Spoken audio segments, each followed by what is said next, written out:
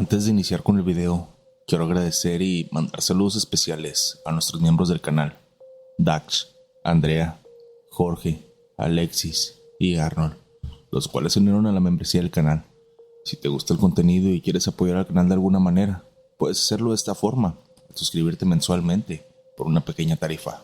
Comenzamos. No sé cómo no me volví loco aquella noche. Hasta la fecha, me cuesta hablar de eso sin que se me revuelva el estómago, sin que me tiemblen las manos. Yo era de los que pensaban que ya había visto de todo. Cuerpos flotando, gritos que se quedaban en la sierra, gente llorando en el último segundo. Pero eso que nos siguió en el agua, no era humano, no era un animal y no era parte de este mundo.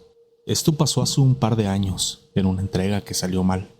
Yo era el encargado de coordinar los movimientos en una zona costera que no voy a mencionar. Pero digamos que por ahí pasan muchas cosas que no salen en las noticias.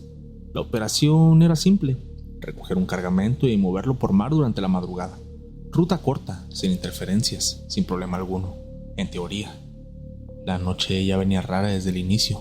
El mar estaba callado, demasiado quieto. Los otros dos lancheros que iban conmigo se la pasaban viendo hacia el horizonte, pero sin decir mucho. El viento olía raro, como a metal y a sal vieja. Y yo, aunque he hecho cientos de veces esto mismo, no podía quitarme esa sensación como de tener algo pegado en la nuca, como si alguien estuviera mirándonos desde algún punto que no podíamos ver. Salimos de un pequeño embarcadero, poco antes de las 3 de la madrugada. El motor de la lancha sonaba normal, pero había algo en el silencio del agua que no cuadraba. Normalmente se oyen los peces saltando, las aves, las olas golpeando contra la orilla, pero esa madrugada todo estaba callado, demasiado silencioso. Pasaron los primeros 20 minutos y no vimos nada, ni luces, ni patrullas costeras, nada. Todo estaba relativamente bien, la cosa iba limpia. Fue entonces cuando uno de los compas, el que iba detrás de mí, se levantó de golpe y me dijo en voz baja: ¿escucharon eso? Yo no había oído nada, pero el otro también se levantó y puso cara de susto. Silencio total y luego algo que se oía como si alguien se estuviera riendo debajo del agua. Una risa bajita, como la de un niño, pero lejana. Al principio pensé que tal vez era el motor de la otra lancha en la distancia. El sonido estaba distorsionado por el eco, pero no. La risa venía desde el agua, debajo de nosotros. Nos quedamos quietos unos segundos, escuchando como tontos. Luego el agua empezó a moverse, no como una ola normal, no. Era como si algo grande se hubiera sumergido justo debajo de nosotros. La lancha se tambaleó apenas, pero lo suficiente para que nos pusiéramos todos nerviosos. No dijimos nada, pero yo le hice una seña para que encendieran las luces de mano. Alumbramos hacia el mar con las linternas y no había nada. Solo oscuridad y esa maldita risa bajita, que ya empezaba a subir de tono, como si se estuviera burlando de nosotros. Aceleramos. Ya no importaba si nos detectaban, queríamos salir de ahí, pero a los 10 minutos volvió a pasar. Esta vez se oyó como si algo enorme hubiera golpeado la parte de abajo. No fue un tronco, ni tampoco una ola. Fue como si una mano gigante nos hubiera empujado desde abajo. Algo se movió ahí atrás, gritó uno de ellos. Volteé y vi lo que parecía una sombra enorme deslizándose por el agua, como una mancha negra que se desplazaba rápido, sin hacer mucha ola, pero que claramente se estaba acercando.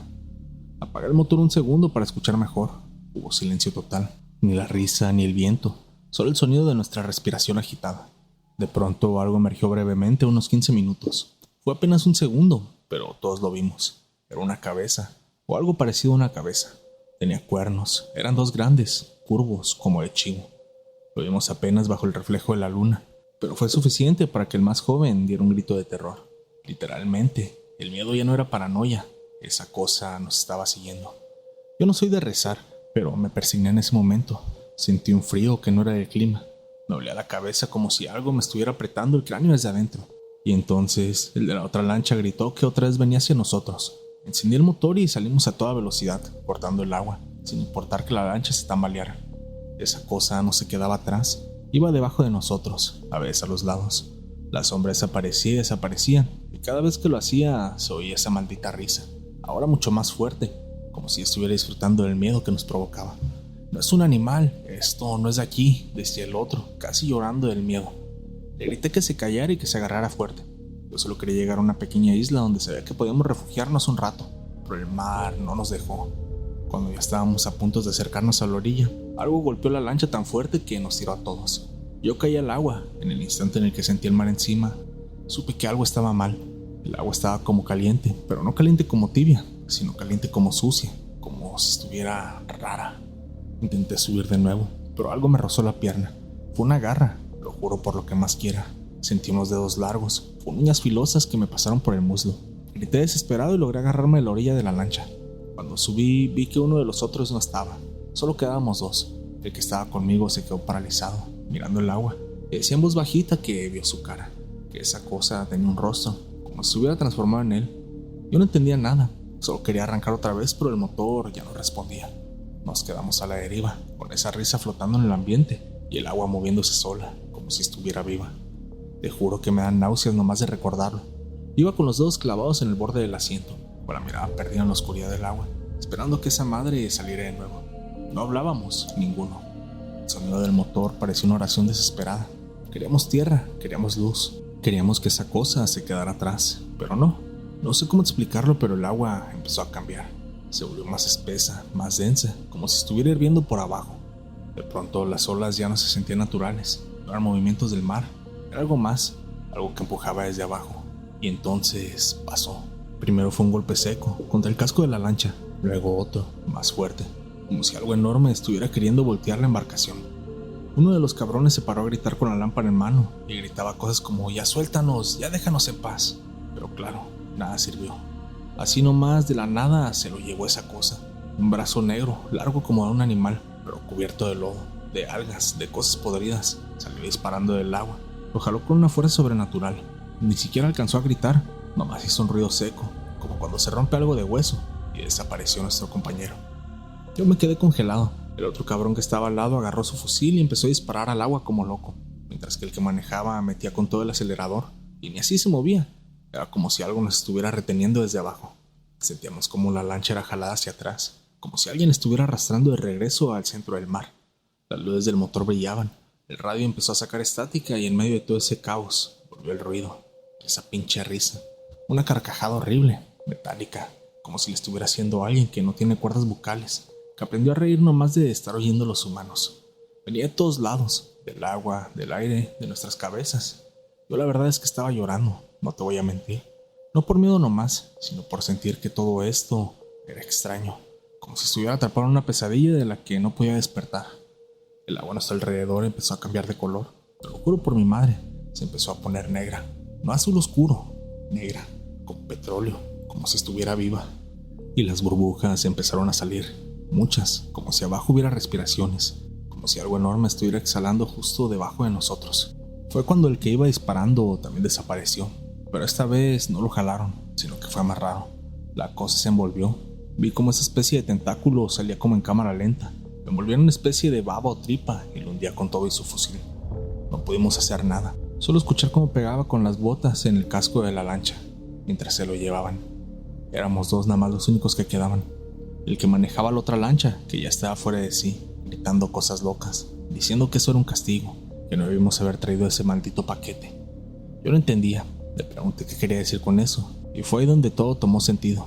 Resulta que aparte de los paquetes blancos que llevábamos en la lancha para traficarlos, también habían dado algo más, algo que habían sacado de un rancho donde hacían rituales. Un tipo raro del norte que lo había vendido, una especie de figura encerrada en una caja de madera. No supo explicarme bien, solo que era algo raro que no debía tocar el agua, pero ya era tarde. Y la caja, estaba en la parte trasera, se había abierto, algo brillaba adentro, no sé cómo explicarlo, pero era como si el aire se estuviera doblando entre sí mismo, como si no debiera estar viendo eso. En ese momento fue que el motor tronó. Literal, explotó. Una columna de fuego salió volando y la lancha empezó a girar sola. Me agarré como pude, pero el otro cabrón salió disparando por el borde. Cayó al agua. Vi cómo se debatía por segundos y luego la cosa lo partió en dos. Así, literal, como si rompiera un espagueti. No alcanzó ni siquiera a gritar. Yo me tiré al piso de la lancha, me tapé los oídos, estaba llorando y gritando, y escuchaba esa risa. Sentía cómo se iba acercando más y más, cómo el peso hundía la estructura, las tablas tronaban, sentía esa humedad asquerosa, ese olor a putrefacción, ese hedor a moho y carne quemada. Y entonces me desmayé. La ría se apagó, todo se apagó, la corriente ya no se movía. Cuando por fin desperté, ya era de día. No sé cómo, no sé cuándo, pero el sol ya salía, y yo estaba solo, flotando con la lancha en la deriva. Todo lo demás se había ido, no había rastros de mis compañeros, ni el paquete. Incluso esos paquetes blancos también ya estaban desperdigados. Al paso de las horas me encontró una lancha pesquera y ellos me hicieron favor de moverme. Iba a regresar donde el patrón, pero yo sabía que si le contaba lo que había visto, lo más probable es que pensara que le habíamos robado y le estábamos mintiendo. Así que simplemente decidí dejar atrás y cambiarme a otra ciudad y empezar de cero. Lo único que espero es que esa cosa no me haya marcado de alguna forma y después venga por mí nuevamente. Tómate un descanso para dejar tu like. Eso me ayudaría bastante para que el algoritmo recomiende los videos y la comunidad siga creciendo. Continuamos. A ese güey lo colgaron como si fuera un animal que se había podrido por dentro. Y lo peor es que todavía se le movían los dedos. No me lo estoy inventando. Ni siquiera estoy bajo los influjos de una sustancia ilegal, ni nada. Me acuerdo clarito de eso, porque fue la primera señal de que ese campamento ya no estaba bien. Desde ahí, todos sabíamos que algo nos estaba mirando entre los árboles. Algo que no tenía cara, pero que sabía nuestros nombres. Mira, yo nunca he sido muy creyente de esas cosas, menos cuando estés metido en lo que yo estaba. Allá en la sierra no hay tiempo de andar creyendo en brujerías o fantasmas. Allá si alguien desaparece, casi siempre es porque lo enterraron donde nadie lo va a encontrar. O peor aún, desaparecieron el cuerpo y punto. Pero eso que vivimos esa vez, eso fue otra cosa. Estábamos acampando en un punto alto, pegado al cerro, desde donde se veía toda la vereda que bajaba hacia el río. Era uno de esos campamentos de retén que se hacen para cuidar una zona de paso, donde pasan cosas que no te voy a detallar porque no quiero meter a nadie en problemas. Éramos siete cabrones que dormíamos en catres viejos o directamente en el suelo, con lonas negras colgadas entre los árboles para hacer sombra. Ya llevábamos 2 semanas ahí. El patrón no había venido desde que nos dejó. Solo nos mandaba comida, instrucciones y a veces una que otra caja. Cada que llegaba algo, teníamos que bajar hasta la vereda por ella. Pero de un día para otro empezó a cambiar el ambiente. Primero fueron los perros. Siempre llevábamos un par de perros porque en la sierra te sirven más que un rifle cuando hay movimiento. Y los cabrones eran bravos, pero empezaron a aullar en la madrugada. No ladraban ni gruñían, sino que aullaban, como si hubieran visto algo, como si algo pasara entre los árboles que nosotros no veíamos. Luego fue el aire, el olor. Yo no sé si tú has olido la sangre vieja, pero allí empezó a oler así, como a fierro oxidado, como si alguien hubiera matado a un animal grandote, pero no encontrábamos nada, ni rastro. El patrón, en lugar de mandarnos apoyo o decir que nos moviéramos, nos mandó un mensaje por radio. Van a hacer una limpia. A todos los quiero con huevo, sal, copal y ruda en el cuerpo. Mañana a mediodía. El que no lo haga, lo cuelgo. Así, sin más. Uno de nosotros se rió. Era de los que ya llevaban un buen ratote ahí. Dijo que esas chingaderas no estaban bien, que el patrón que ya estaba medio mal de la cabeza, y esas cosas eran supersticiones de pueblo. Y sí, tal vez tenía razón, pero ese güey, el que se rió, amaneció colgado 2 días después, con la lengua de fuera, columpiándose en un árbol seco. No había señales de pelea, no gritó y nadie oyó nada. Nada más apareció ahí, colgado con su propia camiseta, con unas marcas raras en el pecho, como garabatos o símbolos hechos con un cuchillo. Nadie quiso acercarse. El patrón llegó en helicóptero ese mismo día, y no fue a ver el cuerpo, y preguntó por qué lo habíamos colgado. Nada, solo bajó, nos formó y nos dijo: ese era un problema. No voy a permitir que esta cosa que nos sigue y nos consuma por dentro. Ustedes también lo han sentido, ¿verdad? Nadie respondió, pero todos sabíamos que sí, porque el bosque ya no se oía igual. No cantaban pájaros, no sonaban grillos, todo el monte se había callado. Desde ese día las reglas cambiaron. Teníamos que hacernos la limpia cada 3 días.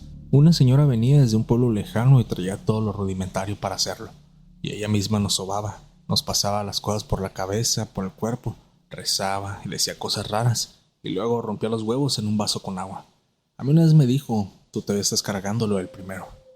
Yo no le dije nada, pero entendí que hablaba del colgado, de mi compa, porque sí, éramos compas. Habíamos estado en varios movimientos juntos, hasta me había salvado la vida una vez. Después de eso me empecé a sentir raro, no enfermo ni loco, sino raro, como si me miraran desde detrás de la espalda, como si cada vez que dormía alguien se me sentara encima del pecho. Y luego llegaron los sueños, o bueno, más bien pesadillas. Siempre en lo mismo. Estaba solo, rodeado de árboles, y algo se reía. Una risa fea, con eco, como si alguien estuviera debajo del agua riéndose. Una madrugada se soltó una tormenta horrible, y fue ahí donde pasó lo peor. Uno de los nuevos muchachos, un morro de no más de 20 años, salió de su catre para ir al baño, y ya no volvió. Escuchamos que gritó una sola vez, algo como un ¡ah! Y ya. Lo buscamos con linterna toda la noche, pero no encontramos sangre, no encontramos huellas, solo una marca en la tierra, como si hubiera arrastrado algo muy pesado hacia el monte. Lo reportamos, pero el patrón solo respondió: sigue uno más, sigan con la limpia. Y entonces entendimos que ya no estábamos allá para cuidar un paso, Éramos carnada, éramos los que estábamos tratando de calmar algo. Esa misma noche yo me quedé dormido por ratos y soñé. Otra vez el monte, otra vez la risa, pero esta vez vi algo más. Era como una figura, pero no era una persona. Era negra, alargada, con brazos muy largos y no tenía cara, solo una boca, y esa boca no paraba de reírse. Me desperté sudando y ahí fue cuando lo vi. Entre los árboles a unos 10 metros había algo parado, alto, más alto que cualquier hombre. No lo vi bien, pero sé que tenía 2 brazos colgándose hasta las rodillas y no se movía, solo estaba ahí parado. No quise ni parpadear, pero lo hice, y cuando abrí los ojos, no estaba. Ahí supe que esto ya no tenía que ver con el patrón, ni con el cartel, ni con nada terrenal.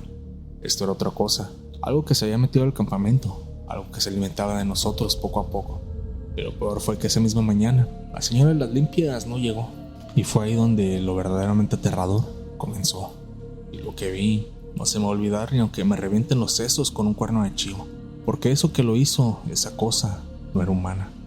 Ese día en la sierra estaba neblinoso, como si las nubes se hubieran bajado a chupar monte. Amanecimos con un frío raro, uno que no era normal para esa zona, como si el cerro estuviera enfermo. Olía raro, como a moho y tierra mojada y a carne cruda. Salí temprano a hacer del baño entre los matorrales y vi unas huellas, pero no eran de botas como de nosotros, eran como patas de gallo, pero más grandes. Al principio pensé que era algún animal raro, un tecolote o un sopilote. Cuando me acerqué al árbol, el cuerpo ya no colgaba, solo estaba la cuerda, todavía amarrada, pero en el suelo como unos 2 metros, estaba su camisa totalmente destrozada, como si alguien lo hubiera rasgado con uñas o garras, y más allá entre la maleza, había mucha sangre. Corrí a despertar al patrón. Él se había quedado esa vez para asegurarse de que todo saliera bien, ya que supuestamente iba a ser la última limpia. Se levantó como loco agarrando su arma y gritando si eran los contras, si nos habían caído. Ya no pude más, la verdad es que decidí desertar de ese lugar. Yo sabía que nos estaban ofreciendo como si fuéramos una clase de ofrenda humana, así que lo único que hice fue que le hablé a mi otro compañero y le conté mi decisión de marcharme. Él me siguió y decidimos escapar. La verdad es que no sé qué habrá sido de mis compañeros. Decidimos dejar ese lugar y mudarnos de ahí. Afortunadamente no éramos de ese lugar, así que no teníamos familiares que pudieran correr peligro. Yo siento que eso, lo de la limpia, fue en realidad como una preparación para que esa criatura nos tomara uno por uno. A decir verdad, yo prefiero ya mejor seguir con mi vida normal. Este mundo al final de cuentas no es tan bueno, la paga no es tan prometedora, al menos no para correr peligro. Y ahora, no solo por los contras ni el gobierno, sino por cosas sobrenaturales. No hay noche que no me despierte a las 3 de la mañana con el mismo pinche sueño, el bisturí oxidado, la bata manchada y esa voz que me grita en el oído en un idioma que no logro entender. No sé si esto me lo van a creer, pero yo ya no busco eso. Solo quiero contarles antes de que me toque a mí, porque a todos los demás ya les llegó. Esto pasó hace como 6 años. Yo trabajaba como médico general en una clínica en la sierra, una de esas donde a veces ni llega medicina, pero los enfermos no faltan. Estaba ya cansado, decepcionado de todo, con deudas hasta el cuello y una hija enferma de los pulmones que cada semana me obligaba a irme a la ciudad a comprar medicamentos que ya no se consiguen. Fue por eso que acepté el trato, porque al principio parecía eso, un trato, un acuerdo entre adultos, digamos, un patrón de un grupo pesado. Ya sabes a cuál me refiero. Me mandó a llamar a través de un abogado. Me ofrecían trabajo, buena paga, condiciones claras. Atender a sus hombres cuando se lesionaran, sin hacer preguntas, sin levantar reportes, sin meterme en lo que no me tocaba. Acepté, por lana, por desesperación, por idiota. Me instalaron en una especie de campamento escondido entre los cerros. Era un hospital improvisado pero bien equipado. Tenía quirófano, medicina, máquinas, todo lo que jamás tuve en la clínica del gobierno. Pero también tenía algo que no supe ver desde el inicio: maldad. Esa cosa pesaba en el aire. Se sentía mucho moho en los pulmones. Él lo decía, pero todos lo podíamos sentir. Al principio todo fue normal, si se le puede decir así. Heridos de bala, fracturas, un par de amputaciones. Yo operaba, lo salvaba y me daban sobres gruesos con dinero. Me juraban que mi familia estaría protegida mientras cumpliera. Las cosas cambiaron el día en el que me mandaron al hijo del patrón. Era un mocoso de unos 20 y tantos, nervioso, pálido. Traía una herida profunda en el abdomen. Según me contaron, fue un enfrentamiento con militares. Le dispararon con rifles. La bala le había perforado el intestino y había perdido mucha sangre. Lo metimos de inmediato al quirófano. Estuve operándolo por más de 4 horas. Hice todo lo que estuvo en mis manos, pero el chavo no aguantó.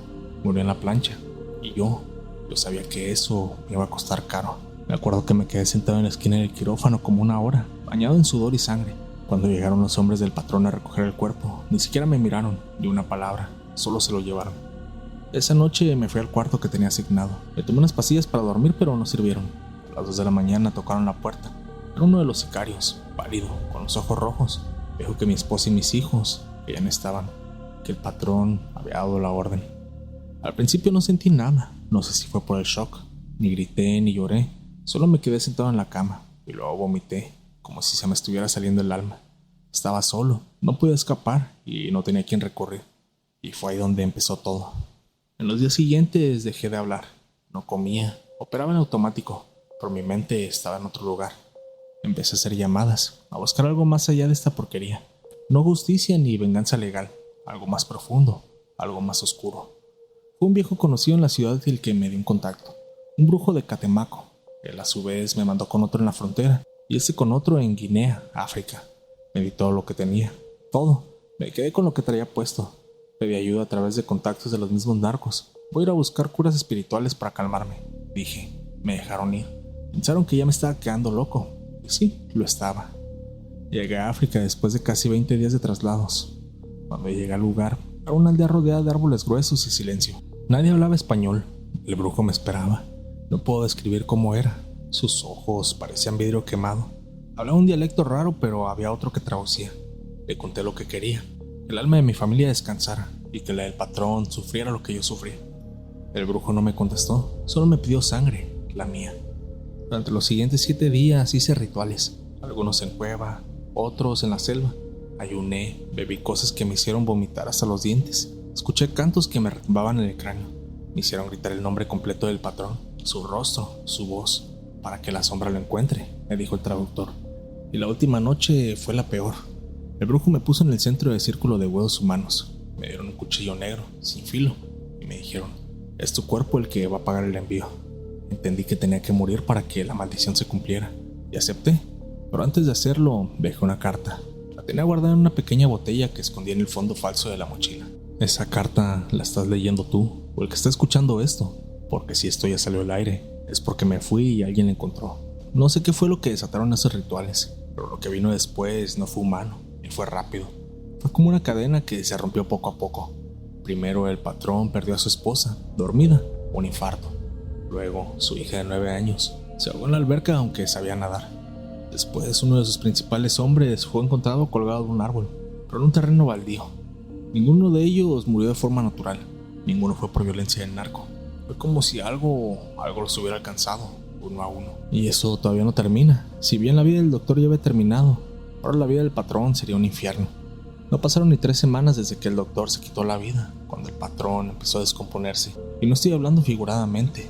Primero fue un accidente de tráfico raro, de esos que uno pensaría que es pura coincidencia. Iba en una camioneta blindada, bien custodiado, y de repente, en carretera libre, de la nada, un tráiler sin luces ni placas lo embistió de lado. Lo curioso fue que ningún conductor sobrevivió, ni siquiera el de tráiler.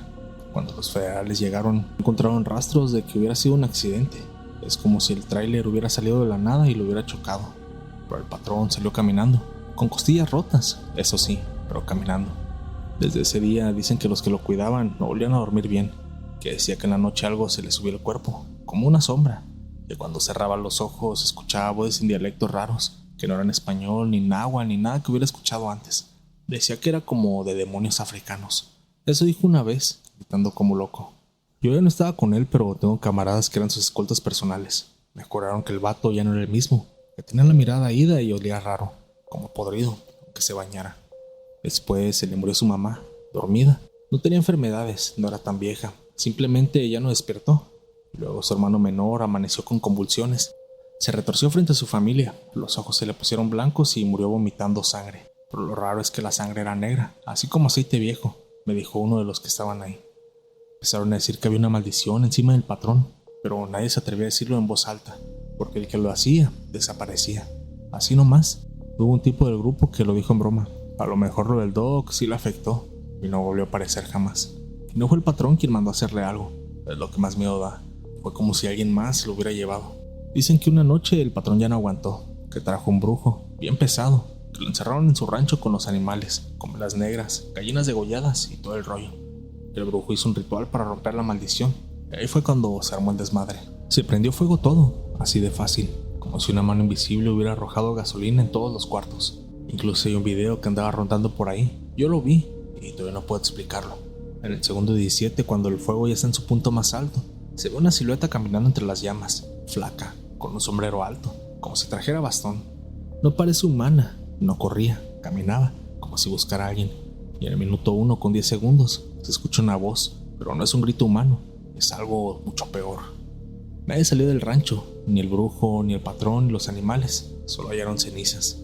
Las gallinas quemadas no tenían cabeza, y el patrón, bueno, no hallaron su cuerpo como tal, pero sí lo que parecía su cráneo, como si alguien lo hubiera colocado ahí como adorno, como una ofrenda. Al final ya sabes cómo son las cosas, todas las personas son desechables. El jefe de plaza simplemente puso otro mono en su lugar, y ahí terminó su historia.